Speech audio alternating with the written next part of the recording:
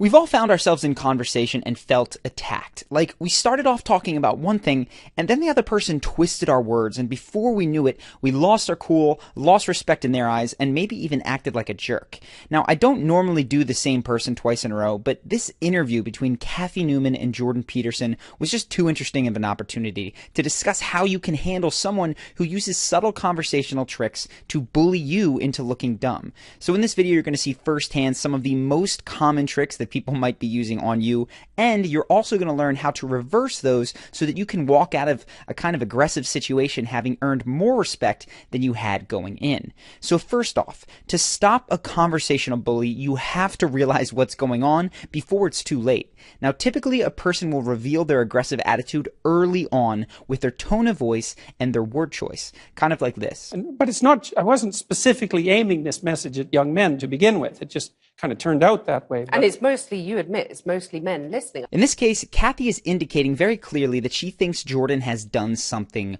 wrong. Otherwise, why would she use the word admit? She makes her stance clear a moment later when she implies that he should be bothered for being divisive. Just watch. Does it bother you that your audience is predominantly male? Isn't that a bit divisive? The point here is that even when they're being passive-aggressive, people will often indicate that they're about to attack you before they actually do. So if you hear someone say something like, well, what do you have to say for yourself? Be prepared. That person thinks that you've done something wrong and you need to be very careful what you say next. Not because you did do something wrong, but because a conversational bully may be trying to trap you into saying something that you disagree with so that they can attack that straw man.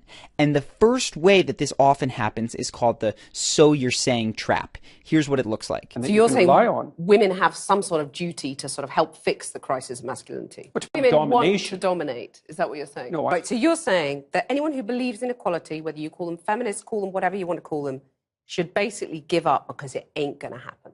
Let me just get this straight. You're saying that we should organise our societies along the lines of the lobsters. The general pattern here is that someone says, so you're saying, and then proceeds to oversimplify or mischaracterize what you actually said. I won't spend too long here because it's very easy to spot and it's rather simple to avoid and get around by saying, well, actually what I was saying is, and then repeat yourself. Along the lines of the lobsters. I'm saying that it's inevitable that there will be continuity in the way that animals and human beings organize their structures. But there's a much sneakier way that people may mischaracterize your beliefs and then attack them. Basically, it's when someone's words imply that you believe something you don't, and they don't actually say it. So in business, they call this assuming the sale. Like when a car salesman says, so would you like that with the leather interior or with the fabric interior? Before you've even decided to buy the car. Now, with a several $1,000s purchase, you're likely to notice this and say, whoa, whoa, whoa, who said I was buying in the first place?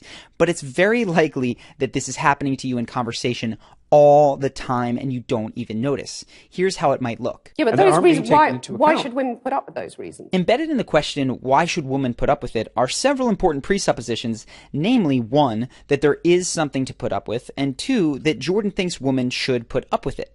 Now, the trap here for Jordan would be to answer Cathy's question directly, and many of us fall into it in similar situations. Then we start arguing for things that we don't even really believe, just out of habit. Instead, you need to identify that hidden presupposition and then call it out. So watch how carefully Jordan listens to Cathy's questions so that he can catch what she's not saying. Why should women be content I'm not not saying to that get they to should the top? put up with it. I'm saying that the claim... Here's another example of assuming the sale from later in that conversation. See if you can spot the hidden presupposition and ask yourself what you might say to respond to it. Which women do a lot of. But why shouldn't women have the right to choose not to have children? So what's the hidden presupposition? That Jordan thinks women must have children. And of course, he defends a woman's right to make any decision about that she wants. The right to choose those demanding careers. They do. They can. Yeah, that's fine. But you're saying that makes them unhappy. Here's one more example. See if you can spot the hidden presupposition here. So you're not going to say to your followers now, quit the abuse, quit the anger. Did you catch it? The presupposition is that Jordan's followers are abusing people. Now, he can't answer that question directly. He has to address that hidden point first, and he does. Well, we'd need some substantial examples of the abuse and the anger before I could detail that question. There's a lot of it out there. When I cut the clips like this, it makes it very easy to see these hidden presuppositions, but in real time this can be difficult. One simple thing that you can do to make it easier on yourself is to purposely assume a relaxed posture, as Jordan does throughout this entire conversation. Now, this posture actually helps you to think less frantically because your body is signaling to your brain that everything is okay, you're in control. You will also want to give yourself some time to pause after each question, which Jordan definitely does. In addition, you're going to want to study up on frames and frame games, because there's clearly a whole level of conversation that is going on behind the words. Now, I've talked about this in other videos, specifically the one on Tyrion Lannister from Game of Thrones, and I'll leave a link to that in the description if you want to check it out. Moving along though, the last clip contains a small example of the third conversational bully tactic in this video, which I'm naming the smash technique. Take a look. So you're not going to say to your followers now, quit the abuse, quit the anger. It's subtle here, but Kathy smashes together two very different terms, abuse and anger. Now, by ending on anger, it'd be easier for Jordan to just forget it and answer the question, but that would tacitly accept that his followers were abusing people. That's why the smash technique is so frustrating. People are embedding hidden statements that you actually disagree with and then moving through them before you have the time to voice that disagreement. You may also have seen people barrage you with questions just to overwhelm you into having to accept their points like this. Otherwise, why would there only be 7 women running FTSE 100 companies in the UK? Why would there still be a pay gap, which we've discussed at length? Why are women at the BBC saying that they're getting paid illegally less than men? It can be easy to get overwhelmed and to lose focus as you try to answer all of these questions. But with the smash technique in general, the best policy is to slow down the tempo of conversation and tackle one question or one point at a time. Do the same job. Well, that's not fair, is it? Let's go to the first question. Those are complicated questions. So hopefully now you're more aware of the so you're saying trap when people assume the sale, and of course the smash technique. This moves us to the second section of this video, which is how to persuade someone in these kinds of situations. And I will say, it seems to me that it doesn't look like Jordan is necessarily trying to change Kathy's mind, but simply to debate in front of an audience. There are still some valuable tips to be gleaned from this video and a few things that I'd add. First, do not strawman the other person's ideas, even if they're doing it to you. And to be clear, I don't know if I mentioned this, strawmanning is when you create a caricature of their ideas and then attack those rather than what they truly believe. Instead, show the other person that you are truly engaging in their real points. Attempt to understand them. And sometimes this means that you have to ask them to repeat themselves so that you can. Seven women, repeat that one. There's 7 women running the top FTSE 100 companies in the UK. Okay. Well, the first question might be, after you've made an honest attempt to understand them, you need to make sure that they can understand you, which is necessary for persuasion. And to do that, you often have to use visual imagery. For instance, here's a very abstract point without any images that Jordan makes. That it's inevitable that there will be continuity in the way that animals and human beings organize their structures. It's absolutely inevitable. And there is 1/3 of a billion years of evolutionary history behind that. Now, maybe you can understand that, but it kind of lacks any emotional oomph.